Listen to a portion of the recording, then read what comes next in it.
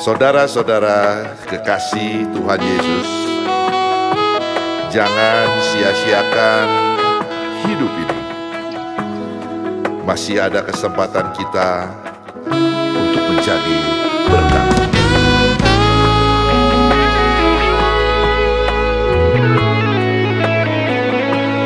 Hidup ini adalah kesempatan.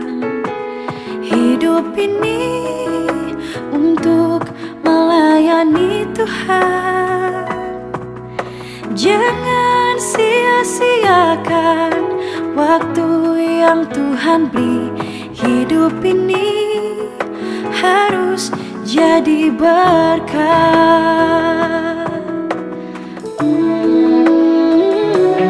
Hidup ini adalah kesempatan. Hidup ini untuk melayani Tuhan. Jangan sia-siakan waktu yang Tuhan beri.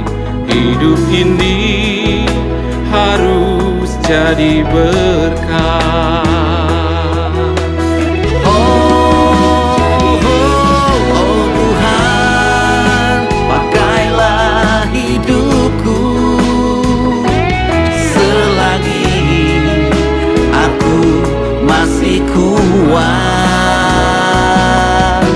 Bila saatnya nanti ku tak berdaya lagi, hidup ini sudah jadi berkah.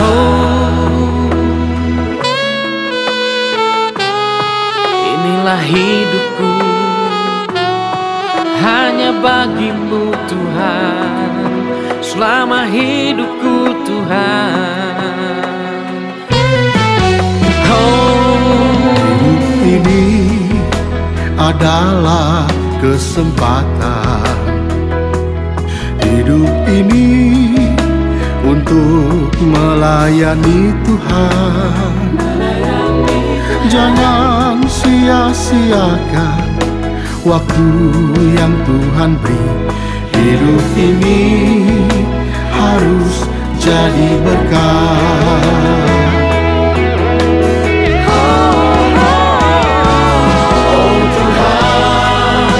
Pakailah hidupku selagi aku masih kuat. Bila saatnya nanti ku tak berdaya lagi, hidup ini sudah jadi berkat.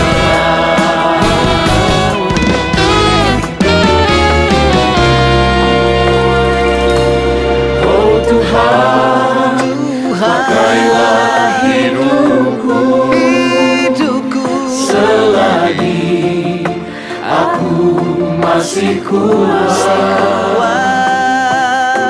Bila saatnya nanti ku tak berdaya lagi, hidup ini sudah jadi berkat.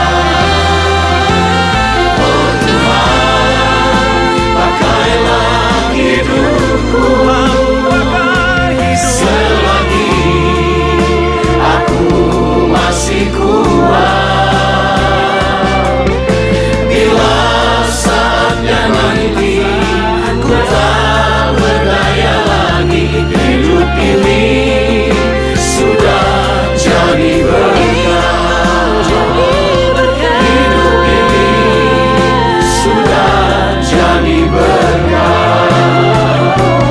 Hidup ini sudah jadi berkat.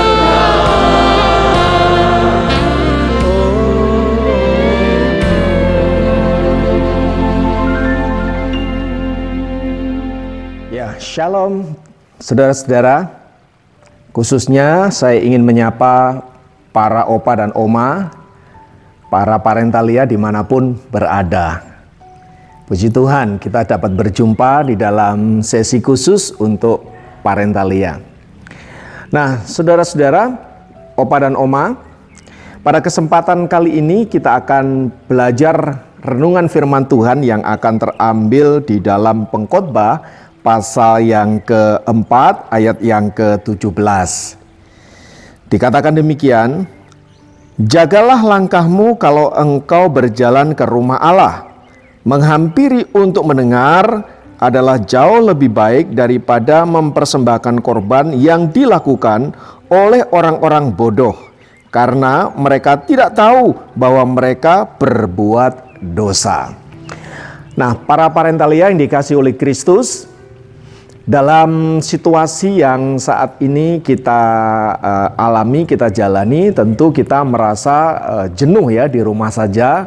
Dan saya berharap konten khusus untuk Parentalia ini memberkati Oma dan Opa dimanapun berada. Nah, Opa dan Oma, firman Tuhan yang baru saja kita baca kali ini ditulis oleh Salomo di masa tuanya. Tentu saja Salomo yang dikatakan sebagai seorang yang sangat berhikmat, dia sudah punya pengalaman yang luar biasa dalam hidupnya.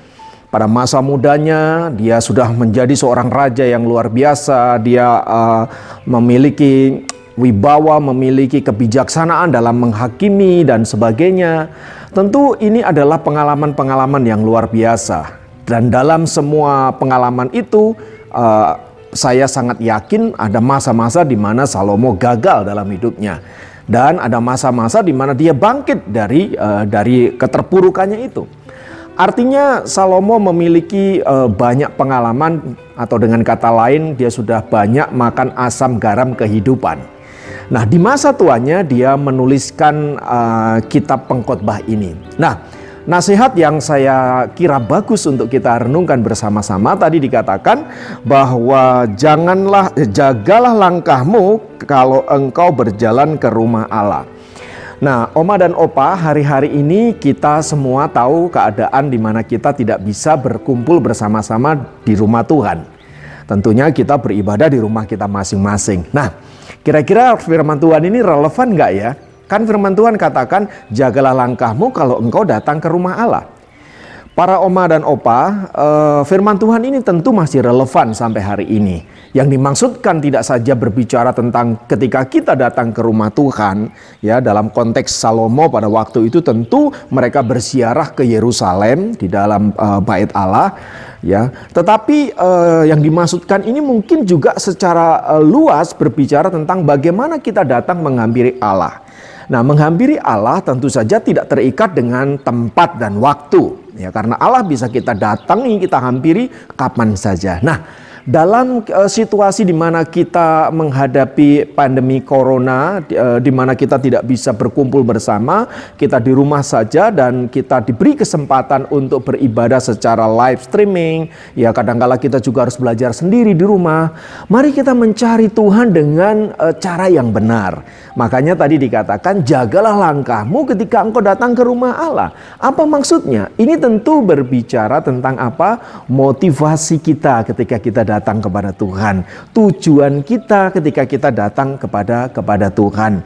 Nah, oleh sebab itu belajar dari Salomo kita diingatkan agar ketika kita menghampiri Tuhan, kita memiliki motivasi yang benar, ya, ketulusan karena kita rindu akan Allah.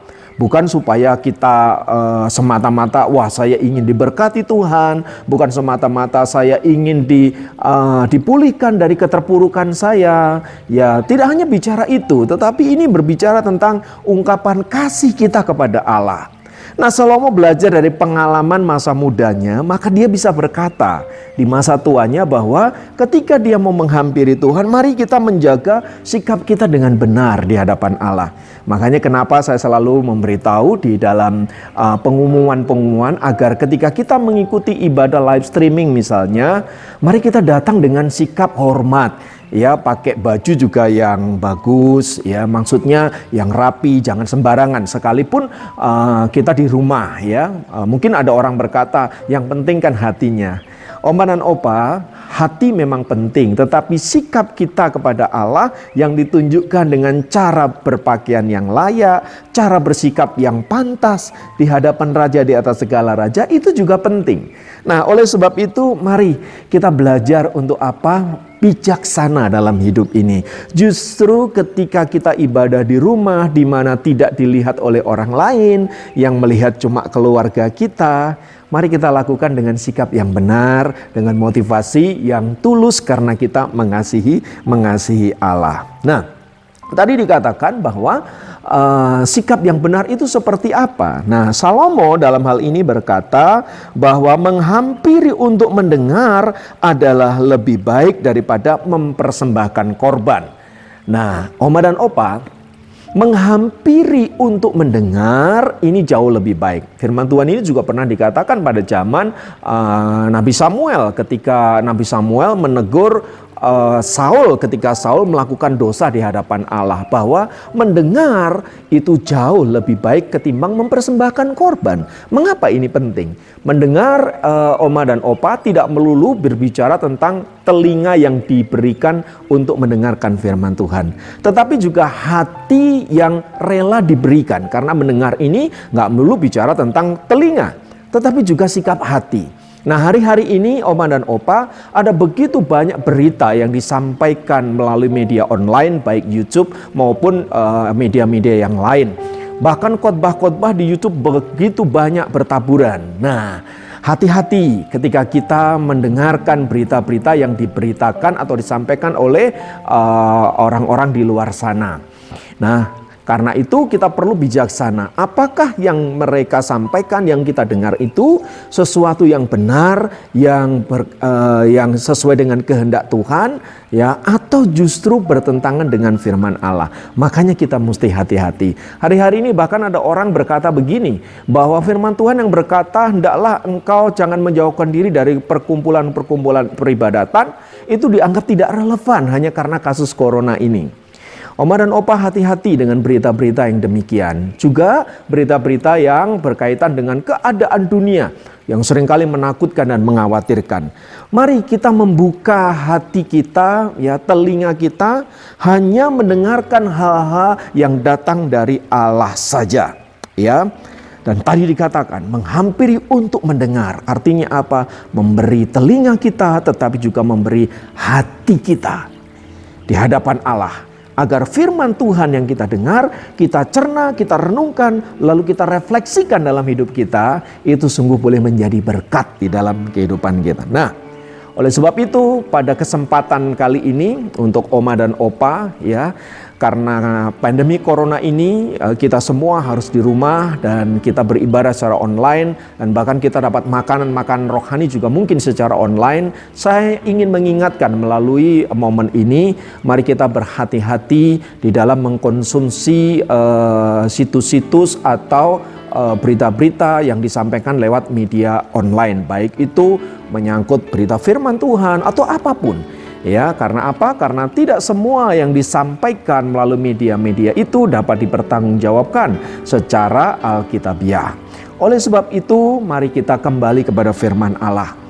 Belajar firman kembali, merenungkan firman Tuhan kembali. Lalu kalau kita tidak tahu, bertanya kepada gembala Anda, bertanya kepada rohaniwan Anda, ya, yang dimana mereka akan memberikan jawaban-jawaban sesuai dengan kapasitas mereka masing-masing. Nah, pada kesempatan kali ini saya ingin memotivasi, mari gunakan waktu yang ada, ya, kesempatan yang ada, karena hidup ini begitu singkat, ya. Di masa tua kita, mari kita banyak menginternalisasi, ya, merefleksi diri. Mungkin ada masa-masa lampau yang kita belum bereskan, kita bereskan di masa tua kita.